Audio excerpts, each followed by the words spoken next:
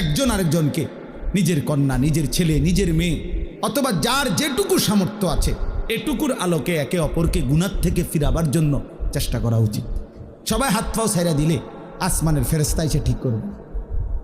আমাদেরটা আমরাই চেষ্টা করতে হবে, আমাদেরটা আমরাই চেষ্টা করব। আল্লাহ আমাদেরকে তৌফিক দেন। ঠিক কখন অন্তরের মধ্যে আল্লাহর ভয় আসে সেটা মহান আল্লাহ পাকের ফয়সালা, আল্লাহর ফয়সালা। কেউ এক কথায় বদলে যায়, কেউ হাজার কথায় বদলে যায়, কেউ হাজার বছরও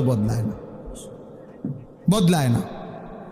এই জন্য আমি অনুরোধ করতেছি, তোমরা প্রিয় ভাই, সন্তান, নওজোয়ান সবাই আল্লাহর কথা মনোযোগ দিয়ে শুন। সব সময় ভাইয়া আল্লাহর কথা দিল দিয়ে শুনবা।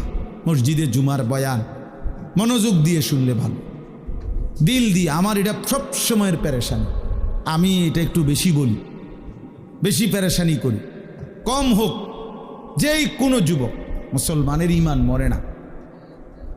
যারে আল্লাহ তাআলা ইমানের দৌলত দিছেন এটা চিরতরে নিঃশেষ হয় না। লা তাবদীল লিখালকিল্লাহ, আল্লাহ তাআলা বলেন আমি আমার সৃষ্টির মধ্যে কোনো পরিবর্তন হবে না। তো এই জন্য আল্লাহ তাআলা নবীজি যে বলছেন প্রত্যেককে আল্লাহ তাআলা, এই কথাটা বোঝো ভাই, তোমরা বসবানি ভাই, বউ তোমরা বউ